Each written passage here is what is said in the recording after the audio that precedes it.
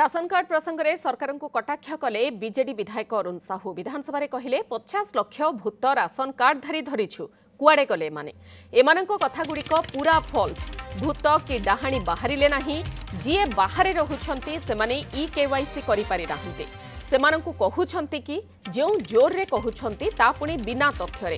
जदि 9 लाख आवेदनकारी को दियंतु व्यवस्थापित न करी कथा कहउछंती बोली अरुण साहू कहिछंती।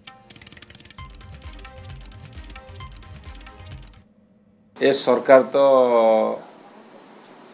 माने साउंड लगे कि डीजे साउंड लगे कहले 50 लाख भूत रेशन कार्ड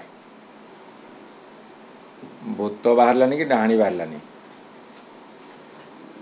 बरं 5 लाख लोक आज दबा को गले आहरी 4 लाख लोक अधिक आवेदन करछन तांको कथा कन्सिडर करना एमान कहउछंती कोन पे जो 50 लाख भूत रेशन कार्ड कहले कहीं कहउछंती जेहेतु बाहर रोहुतिबा लोक माने आसिक रजिस्ट्रेशन करि पार नथिले बा करिया को आसी पार नाहंती से मान को